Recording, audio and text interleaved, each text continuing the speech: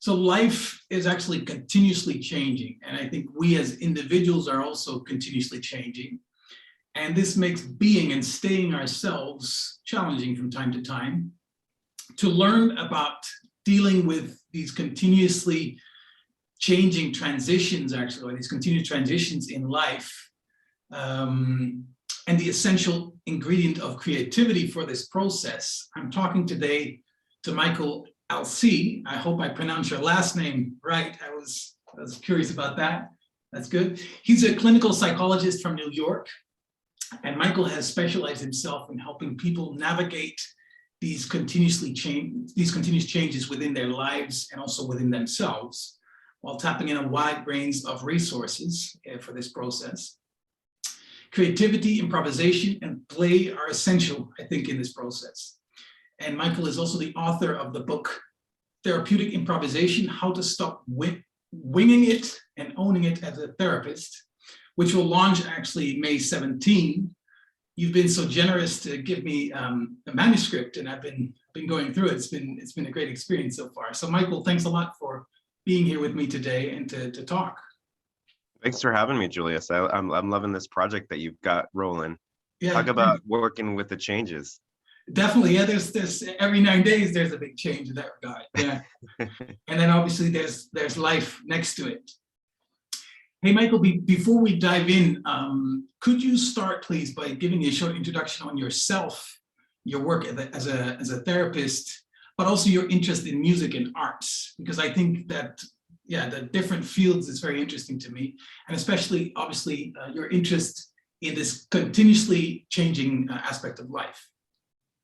Yeah, I'm trained as a clinical psychologist, but I always have embraced and loved the humanities and liberal arts. So from college, but even before, my mom was a social worker who loved literature. And so we would talk about characters and stories and movies as if they were our friends. And it always seemed that there was some connection between them. And now recently I've been working at Manhattan School of Music at a conservatory with musicians. And as I've been doing therapy with these musicians, I've seen so much how what they're learning as artists is what we really need, all of us as people, and that learning how to really lean in and enjoy these creative changes rather than to fear them, and to have support with helping to understand how they work and what we can make of them is really part of the joy of what living is all about. Yeah, yeah. Well, one anecdote which I liked, which I read, I think in your book, is that your mother was receiving clients at home, and while you were biking around in the street, you'd see them come in carrying a load, and then when they come out, there was lightness and something magic happening. You wanted to understand this magic, right? And also learn this yourself. Yeah, in fact, when I was a little boy, I think one of my earlier memories, aside from, some earliest ones, is stumbling into the living room onto my mom talking with a stranger. And I had no idea exactly what it was. It turns out that she was opening a private practice in the living room before she eventually opened the side office where people would go. And so for me, therapy was, oh, you talked to my mom. Oh, what a lovely thing. How lucky you are. I love talking to her too. Yeah. So there was something about also wondering about what this magic was that helped people to feel more seen and heard and understood. Yeah. Interesting you mentioned that. I think throughout this project that I've done now and the ideas that I've researched, what keeps coming up again is indeed this old universal human need. We all want to be seen and heard, and often in current times we miss a lot of that. Yeah. It's funny because we want to be seen and heard by each other, and yet, Julius, how you were talking about all these changes? Yeah. There are these different sides of ourselves that sometimes are jockeying for position to be heard. And a lot of the particular conflicts that, let's say I see as a therapist, somebody who's struggling with anxiety or depression or social issues or something else, it's often because sides of self aren't adequately witnessed and heard out. or they're pushed away to say that, no, I shouldn't feel that, or that's, or I don't like that I'm feeling this. Yeah. But until we kind of give them some space to tell their story and to then incorporate their story with the rest of us, like musicians don't necessarily avoid dissonance. They learn how to make music out of it, because it's the back and forth between dissonance and consonance that makes a beautiful composition. Yeah. So, it's interesting that we sometimes, when we think in a culture about witnessing, we do think about witnessing by others because we should. And that's the funny thing about how we're built as human beings. There's this wonderful paradox that in order to fully become ourselves, we have to be seen by another first. Yeah. Yeah, it's very interesting. I like what you say about this. I've talked about honesty, and I interviewed someone he's the founder of the Radical Honesty Institute. Also name is Michael, but what he talks about is that honesty actually in many cases is about actually being heard. It's not about telling someone or expressing whatever you feel to make someone wrong or to prove a point or whatever. It's just to express it and have someone to be witnessed in the process, and thereby it to be vented or it to be out.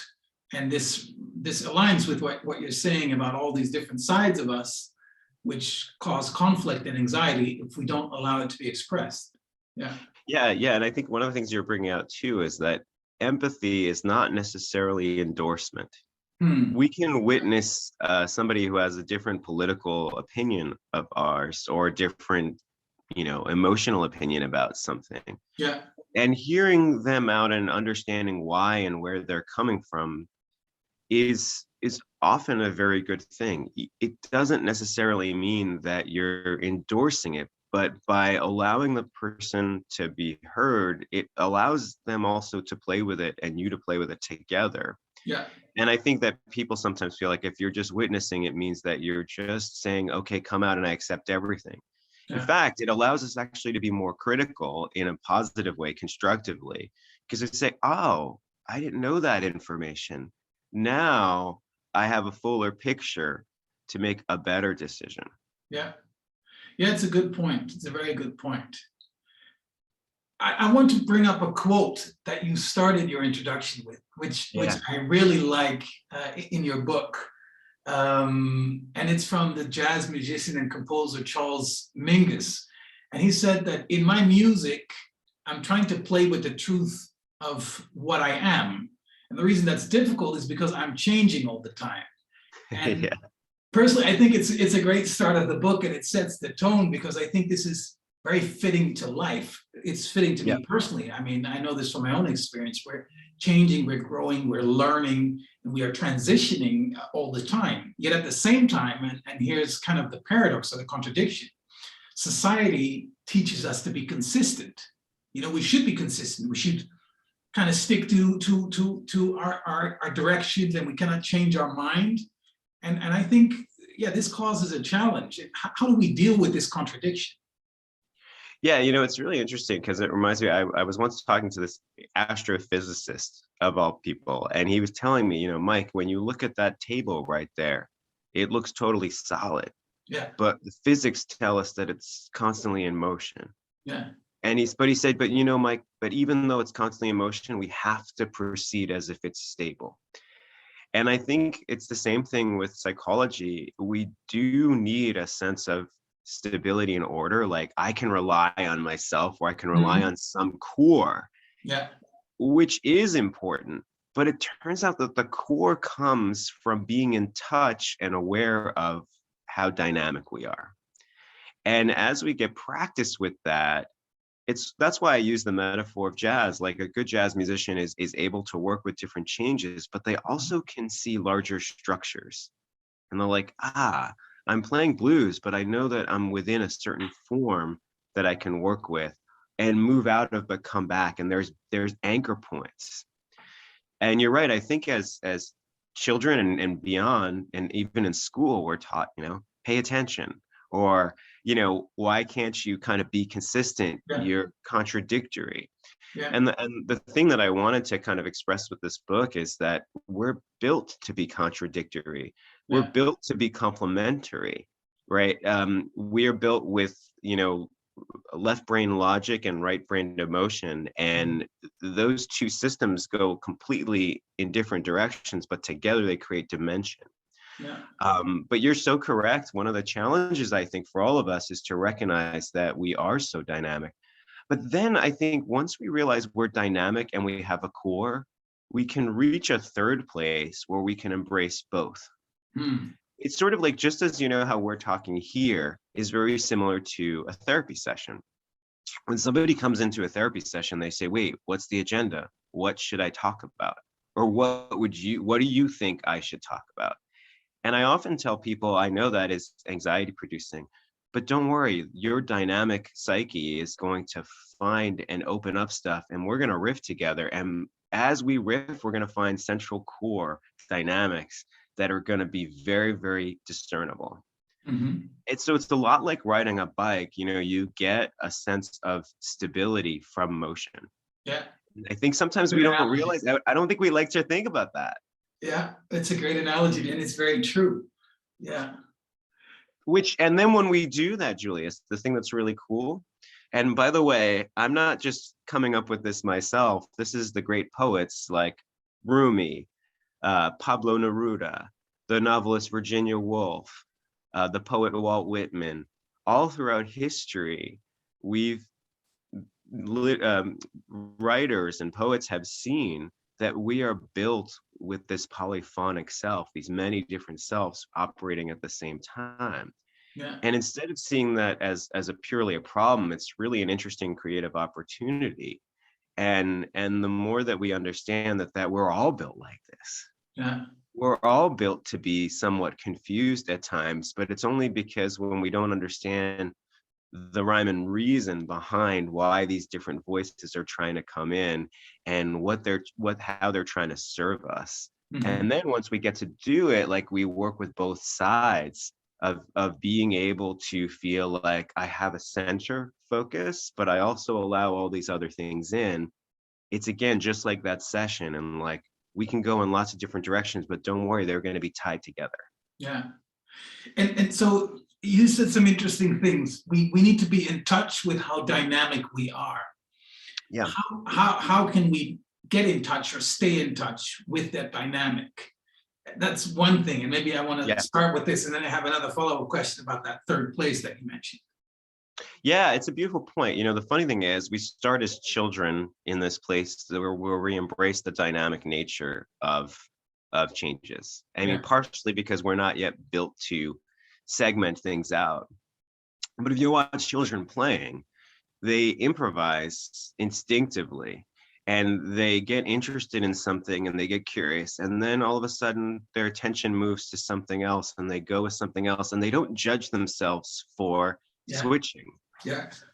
In fact, that's part of the joy, and they're very, very immersed in the process of And notice they also don't use things in the way they're conventionally used for. Like, sometimes they'll use an object in a way that you wouldn't expect, like a scissors or something else, and you'll be like, wait, I didn't know you could use it like that. Yeah. So it's sort of tapping into that beginner's mind, which we need to grow out of as we develop more cognitive skill, as we learn about differentiating things and we segment things off. And I think what's great about adulthood is that we actually come back to reclaiming the beauty of that childhood improvisation with the expertise of the adult cognitive kind of imagination as well. Mm-hmm. And bringing those together, we can say that these things can work together. But we need to, and so I like to think of it as like almost like the Zen Buddhist beginner's mind, and then the more like expert's mind. And then I think life becomes, and I think even in, like, you were talking about some of the different things that you do, is that we actually toggle back and forth between something that's really like in depth and like, ooh, that's like, discriminating this, but then we allow our imagination to work with it, and then we come up with a new possible way of approaching it or solution. And instead of censoring that side, it's really important to trust it to have its own wisdom. Yeah. Yeah, I think you said something very important, which is the non-judging part. Children don't judge themselves for switching roles or instantly changing the scene or whatever. They just go with it. And they enjoy it because they're curious towards all those elements. And I think indeed, we are very much in part learned by society, by our environments, that we shouldn't be this way, or we cannot just flip and focus somewhere else. You know, it's kind of, we're being considered flaky or whatever. And I think indeed the non-judgmental part, because as you say, we have all these sides to ourselves. I think we do very well in exploring them. And as you said, we talked about it before we started recording. I also very much enjoy exploring those different things. And that's also why I enjoy this project so much, because I get to be surprised and go into different areas, into some cases great detail. And I really, really enjoy it. And it's not all necessarily for me, but I learn a lot because of it. And it definitely makes, as you said at the beginning, it enhances my ability to decide for myself and to make a well-educated decision on what I think is good for me or not. Yeah. You know what's interesting if you think about it too, Julius, because you hit on a really important point, which is creativity thrives on surprise. But it's a surprise that's enjoyable and safe enough and not too shocking. Yeah. And when surprise is shocking, it becomes traumatic. But when surprise is, ooh, interesting, right? Like that's why magicians work the way they do, right? It's like, wait, how did you pull that handkerchief from out of your sleeve? Where did that come from? Yeah. And so delight and surprise are what begins the creative imagination. And there's something about being open, but creativity and curiosity also lead to a sense of, oh my God, what just happened? So there's a paradoxical thing that creativity also opens up the feeling of loss and possible loss. And I think that's what gets us when you said, why do we not like changing? Because there's a part of us that likes to feel, rightfully so, that we know who we are and where we are, and we're not going to lose that. Yeah. And so we have this human paradox too, that we love and crave variety and change, but we also love stability. Yeah, very much. I want to talk about this third place you mentioned, because there's this continuous change which you mentioned, and then which we all know and which we see every day. And then there's this core that we have. In some cases, we get confused and we don't even know what part is our core and what part is not, which part is maybe a societally induced core. You know, that happens a lot as well. Yeah. And then there's this third place that you mentioned. So maybe there's even four places, because maybe there's your real core, there's the core that society or family or tradition projects on us. And then there's change, and then there's this third place or fourth place, if you will. Can you tell more about that? Yeah, I mean, you're right. Basically, I think there are like 3 or 4 places, and it's interesting because it's true. So we start with a collection of possible characters inside of us, right? And we have certain access to them. As we grow up, parents, teachers, friends, the experiences with them either support different sides of us, or they inhibit or even shame different sides of us. Yes. And so some of what becomes available, we lean on certain aspects of self versus others. And we then tend to prioritize for some that feel like good me and some feel like bad me. And the most difficult part is when something becomes not me. In other words, I'm so embarrassed or ashamed, or have been embarrassed, shamed about this side, that I can't even talk about it to myself. Yeah. And that's where therapy really helps. But when we can kind of come back in touch with that, we can use those. And like you said, in terms of the fourth, I like to think of it almost like if you think about our depth perception, it's fascinating. We each have two eyes. Each eye has a separate perspective, but together they create three-dimensionality. Yeah. And I think we have a parallel setup in terms of our brains, that our left brain centers versus our right brain centers operate in different ways, but together they allow us to have psychological dimension. Yeah. They allow us to have this combination. So the funny thing is, as I was doing research for this book, it turns out the right hemisphere, for example, loves metaphor, loves humor, reads emotional tone in the words, like, are you going to wear that? Yeah. Are you going to wear that? Right? Like the difference in tone between that, or are you going to wear that? Right. And the other thing about the right brain too is it's primed and loves novelty. The left brain hates novelty. Yeah.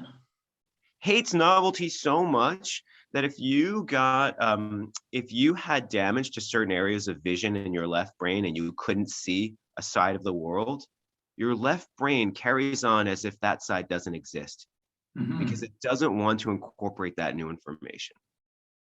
That's interesting. And the left brain likes sequence. It likes it to be linear. It likes it to be logical. And of course, it likes to use its language to showcase that. But it likes the A to B to C and everything in between. Linear. Things that are not linear, it finds problematic and uncomfortable.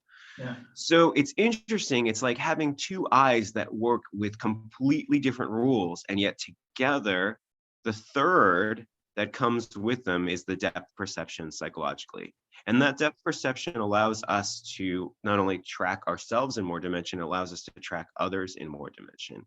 And so you're right, it's an interesting thing of both sort of trusting in, wait, I can be discriminating and this logical side is really smart, I can rely on, but I also have this other really, really emotionally intuitive, creative side that I can trust. And when I let them kind of dialogue together, something new, something interesting that's both known and unknown emerges.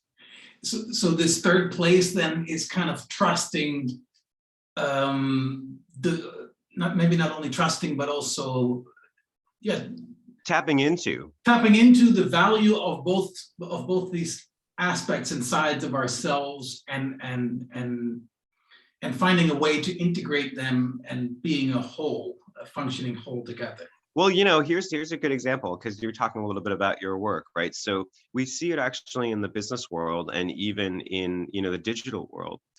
We used to be an extraordinarily left brain driven culture, right? You needed to work your way up the ladder in business.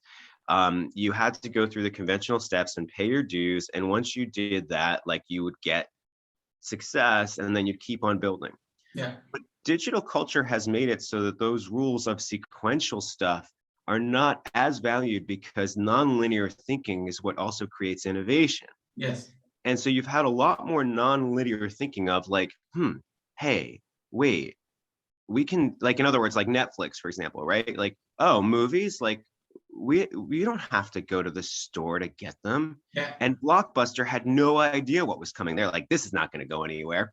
Yeah. And Netflix is like, wait, no. The nonlinear idea is what became the new thing. Yeah. And business and startup culture has brought back the importance of the right brain. And the reason, by the way, culturally, that we overprivilege the left brain, and no offense to us Western enlightened folks, but Descartes said, I think, therefore I am. And from that point, we said, listen, what makes us special as human beings is this left brain. Yeah. And it's true. But what happens is we've also cut off the real beauty and richness of our emotional and creative imaginations. And even Einstein said, he said something like, creativity is intelligence having fun. Yeah. And there's this combination of having to bring them together. And I think now, because we're seeing more of that combination, and it's also necessary because now we're seeing that even with what you do, Julia, it's like you're talking about some of the things that you do or trying to work on helping improve sustainability and help the environment.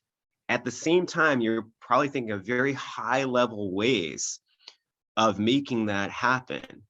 And so you're blending areas in this linear and non-linear way at the same time. And so I think the best scientists, innovators, artists allow this stuff and thrive in bringing them together. Yeah. Yeah, it's interesting. I think that's also, I'm in a team. We have 4 shareholders in the company, and all 3 are at least, I think at least 7 years or 8 years older than me, and the next one 20 years, and then even more. And they have all, like, they're seasoned in the waste management industry. I'm not, so I'm the newbie. I have the fresh perspectives, but I mean, it works very well.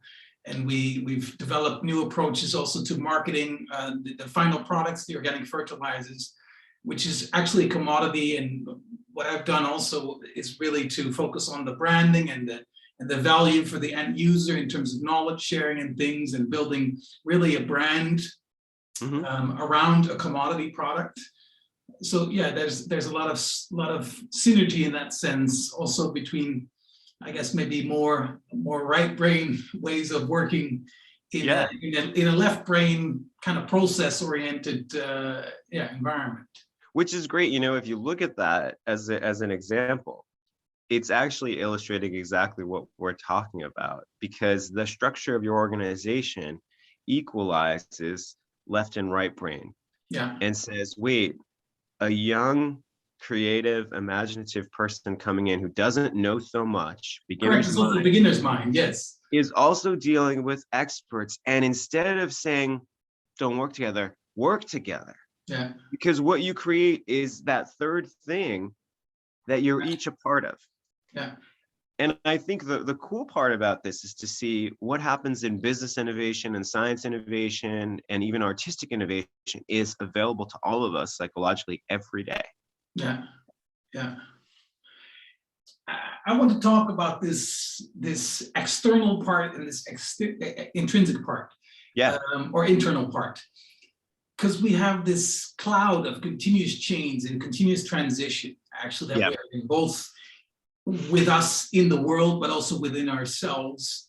And in this process, how do we differentiate what is actually our own and what is that of society, or induced by society, or induced by others around us?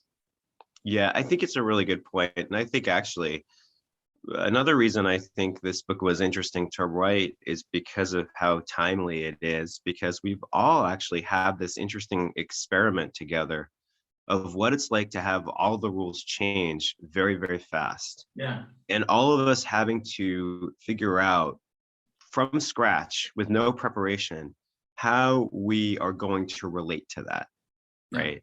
How are we going to relate to living in lockdown or being in a bubble or switching our work, switching our family lives, all of that stuff.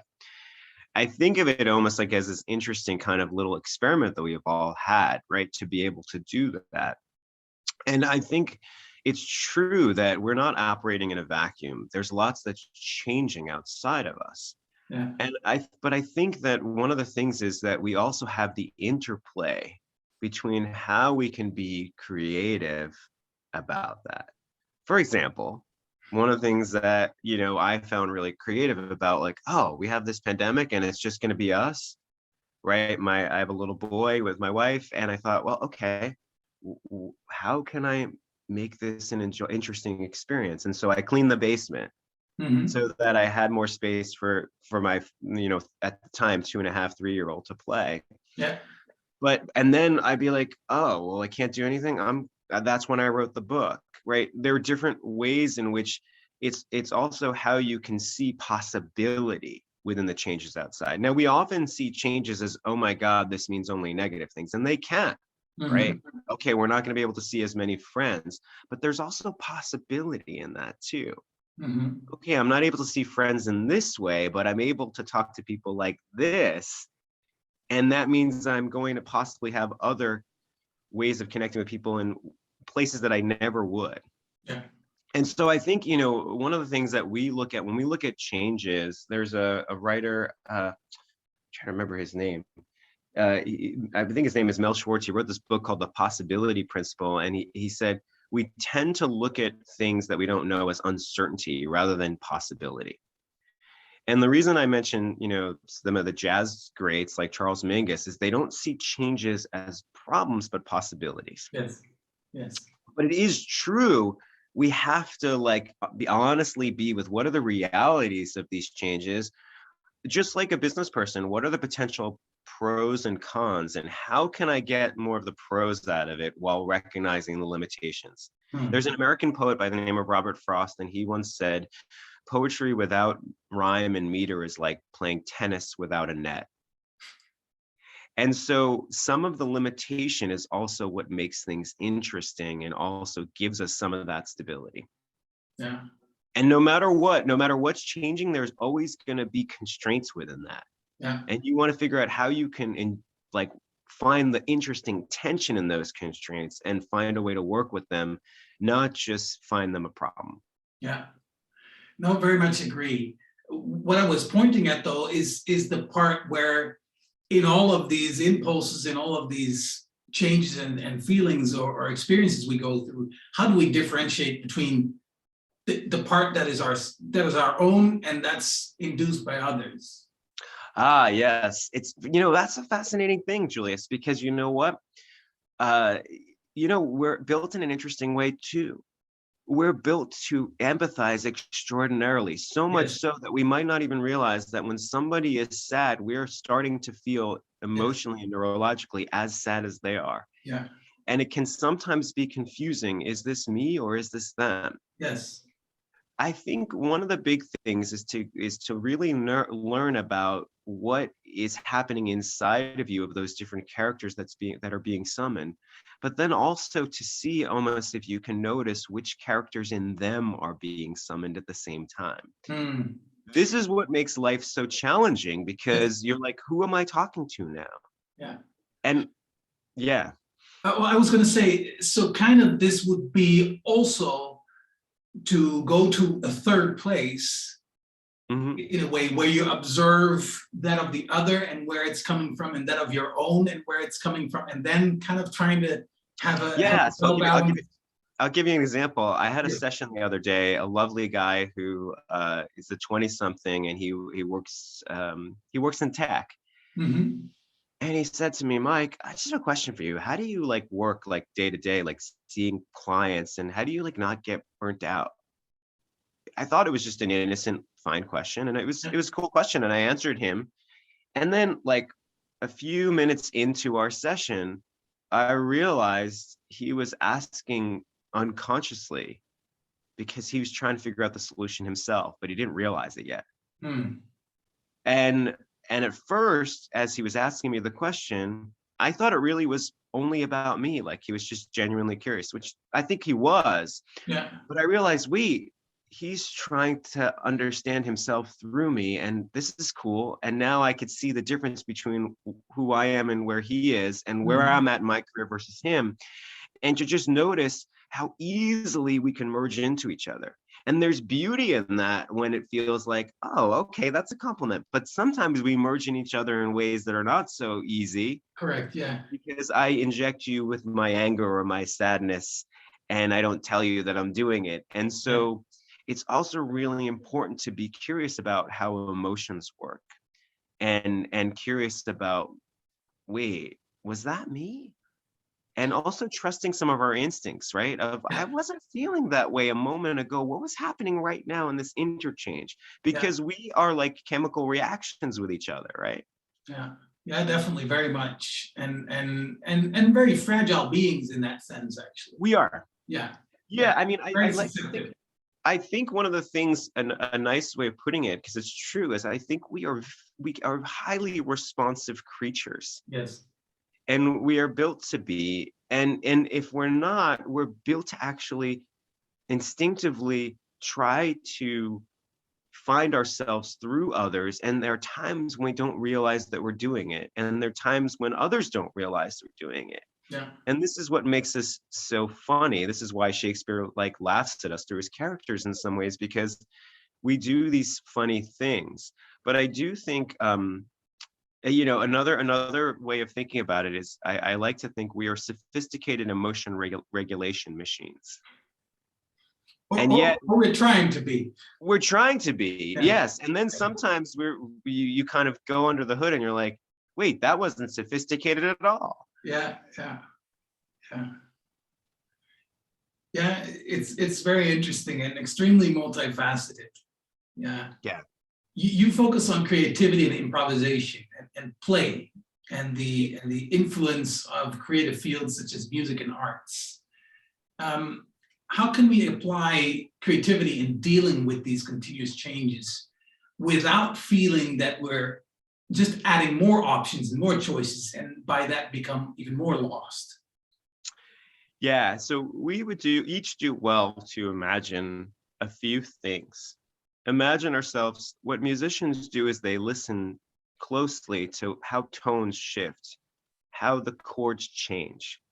And it is helpful for us to realize how what starts as one feeling moves and subtly shifts into another, and that it's not one static thing. Yeah. The other thing is, you know how you said about trying to figure out who you are versus another, we also have to imagine ourselves as actors in a way, trying to understand what are the full dimensions of our part, but then as we're listening, trying to imagine as if someone is telling us what their part is and how they want us to play it with them. Yeah. And recognizing that there's something interesting in that. Of course, from literature helps us see that we're always telling stories and trying to understand Yes. stories, looking for the conflict, but also looking for the hoped for resolution. And one of the beautiful things, and the reason I think conversation is so wonderful, just as therapy is wonderful, is because conversation is a form of poetry in of itself. Like therapy is a form of poetry in itself, because usually poems start in one place, but they lead to another where there's some new turn. Mm-hmm. And then I think one of the things that give us a sense of delight and magic and appreciation is recognizing there's always something new to be found and made and discovered together. Yeah. And I think that's what makes life so interesting and reaffirming, Yeah. right? Yeah, very much. And we need each other also to get reflection on who we are as individuals and how we behave. Because like you said, sometimes we're just focused only on our own agenda and on our own priorities, and we completely ignore the context of the other person or persons around us and how our agenda affects them. Yeah, and even the best musicians, think about this, even the best musicians, when they're playing at Carnegie Hall or playing in some kind of concert, they often do a sound check and ask people to stand in the 15th row to say, how do my levels sound? We do need each other and we rely on each other. And so it's important for us to see that, it's interesting, it's funny too, Julius, just as we are interdependent internally, these two sides want to be interdependent, the right and left brain, to create the third. So too are we interpersonally interdependent. Yes. And sometimes we're the one who's helping to give a little bit, and sometimes we're the one who's receiving, and together that creates a third thing constantly. Yeah. The space in between, actually. Yeah, I had this mentor, and he talked about how in Michelangelo's Sistine Chapel picture of God and man, the interesting part is the space between the fingers. Yeah. That's where creativity happens, in the space. And it's in the space between what seems grounded on the earth and what's divine up here. So it's sort of reality and imagination. Yeah, it's interesting arena to be active in, very much. It's always changing as to where that space is. And so that's also something to celebrate, like, ooh, right? When you wake up, it's like, ooh, what's the interesting creative moment in this? And we have this, infinite possibilities here to keep on working on this in different dimensions, in different spheres, in different relationships, in our work life, in our family life, in our personal life, all of that.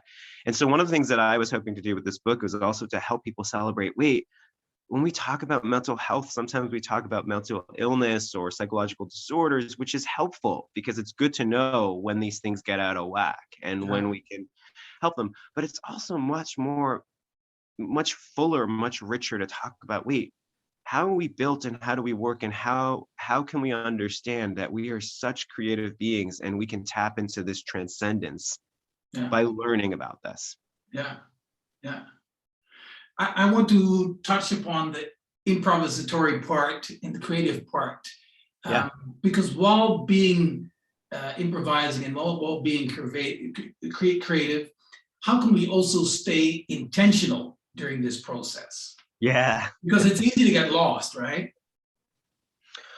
Yeah, it is. I mean, I think that's the interesting thing. Like when somebody says, I don't know what to talk about today because they're worried that they're going to get lost. And so the funny thing is, but in order to be found, we have to partially get lost. And I think that's the thing that you start to learn, right? Is trusting, allowing yourself to get lost enough, and then kind of sizing up and saying, okay, where am I? Right? Or what have I discovered so far? So that is the back and forth, because some part of it, we want to let the right brain wander and let us go, but then we don't want to just stay there and just keep on wandering. Yeah. We want to see if we can use the other side to help us size it up. Right. So I sometimes hear that, like, clients say, I went to this great therapist. They were a really great listener. I felt really supported. They understood me. They seemed to like flow with me, but I didn't know what to do with it. Yeah. To make it because practical. That discriminating side of also saying, okay, wait. So I like to think of it like this. This is a weird analogy, but I just thought of it. It's like, imagine the ancient Greeks when they looked up at the sky, right? You see all these different stars, and initially you're like, oh, that's pretty. That's beautiful. Oh, that's interesting. But then they decided to make constellations out of it. So part of it is recognizing the beauty of the stars, but then making some constellations so that you have a sense of where you are in space. Yeah. And I think it's important to be as discriminating. And that's what I think, the Greeks did, right? They made these constellations that they connected them to stories and mythological characters. Yes. To be able to say, look, there's Orion, right? Look, there's, you name the kind of, astrological sign we have up there, right? All of them are up there. Mm-hmm.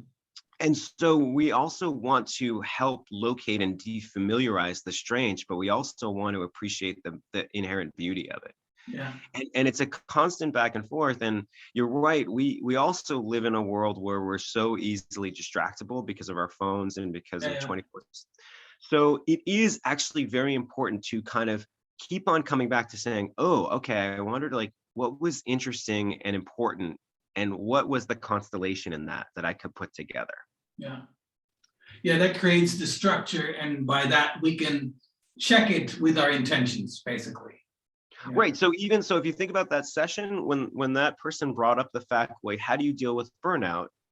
After 3 or 4 minutes of talking, I said, I now understand why you asked me that question. In addition to being curious, I think there's a part of you that wants to figure it out, and you wanted some support from someone who might have done it before. And so all of a sudden we create a constellation out of the stars. Yeah, it's a good analogy. I like it. You like it? Yeah. Following on this, you've written on the relation between therapy, poetry, music, and embracing compressed forms of therapy. I think this links very well. Some processes and decisions, they take way too much time. Like you said, we get lost in this right brain explorations. And also because of that, we engage with an overload of options and choices. So what can you share about the importance of containing this through the limitation of time, and thereby also limiting the options and choices? Yeah, remember how I said that we want to be equal partners with our right and left brain. So I am not subscribing to the idea of let your right brain overrun your left brain. In fact, so the left brain, we are pattern makers. We're pattern seekers. And we want to really enjoy how we can differentiate and discriminate. And there's a healthy sharpness to that. And I think it's really important to lean into that as heavily as the letting go and surrendering. Yeah. And that's the funny thing, is when you lean into the letting go and then you lean into the wait, it's sort of a sizing up and figuring out what's this versus that. There's the discerning quality that is wisdom. Yeah. And so we want to use that expertise and that wisdom of that side of us, which is our rationality, which is our sense of seeing coherence and sequence. We are built in that way to do that in extraordinary ways. Yeah. And if we can kind of join that, and also sometimes we might use that and then, come back to the other and then have them blend. But we can trust in that as much as the other. And the other thing is, we want to make sure that that side is not being too judgmental or perfectionistic. Yeah. Yeah, we need to be able to make mistakes and not be wrong for it. Exactly. That's how we learn. It's almost like good scientists. Good scientists use that facility of saying, wait, I have this hypothesis, I'm really going to look for it, and I'm also going to look at the data, but I'm not going to get angry at the data. I'm going to use the data to inform, wait, what fits and what doesn't, and how can I get a better discriminating picture? And so that's really helping our critical thinking skills and our critical kind of imaginative thinking skills and pattern seeking skills to help us. Yeah. And I think when that side gets imbued with a little bit more of that tone, it's not just impersonal. I think we're trying to kind of, humanize in a certain way both of these sides. Well, they are both part of us. They're both part of us, right? So, but I mean, when I say humanize, it's like, we can get either rigid about it or heavy-handed with those sides when we haven't had models of people who've used those in ways that are more integrated. Yeah. So if we're lucky, we also will have mentors, teachers, parents who show us how we can use the best of that capacity, but also having, like you said, flexibility, but also the capacity to learn from mistakes and not be embarrassed or ashamed. Yeah. Imperfection. I've talked to Michelle Johnston about connection, and in her book, The Seismic Shift to Leadership, she has this quote, or this saying that perfection equals disconnection. And I think this is something that it's a trap that we fall into, that we try to be too perfect for the outside world or just for ourselves because of these standards we've created. And by that, we fail to actually make mistakes or benefit from the mistakes that we make, and instead might cover them up. And and that also results in us creating disconnect with the people around us because we're trying to be perfect. Yeah, and like you said before, so perfection makes us need to be too static because we feel like if we lose a certain side, that's it, we're all gone. Yeah. And so we want to hold that just because we might lose a little piece of it doesn't mean we've lost everything. Yeah. And that that's actually part of how we're built, is not to be able to hold onto anything as tightly as that. Yeah. But that you might actually surprise yourself and there's still something there underneath you. Sort of like, remember when you were a kid and you were learning how to float in water for the first time and your mom or dad was holding you up and you're like, how is this water going to hold up my body? Yeah.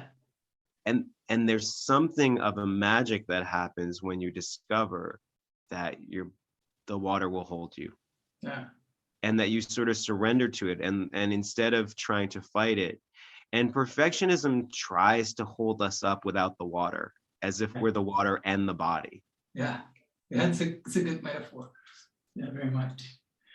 Last question, Michael. And I close with this question always because I think it's a good question. What question about dealing creatively with life's continuous transitions didn't I ask, which I should have asked? So what angle did I miss? Obviously, I'm sure I've missed many, but which one comes to mind? I ask myself the same question, Julius. No, I think what's really neat about the creative process is that it's always best served in the moment. Yeah. And so the funny thing is, I used to ask myself the very same question constantly. What did I miss? Because I wanted to be comprehensive. Yeah. One of the things that I think we should all kind of remind ourselves is that a creative experience, just like a work of art, is limited, but that doesn't mean it can't be transcendent. Yeah.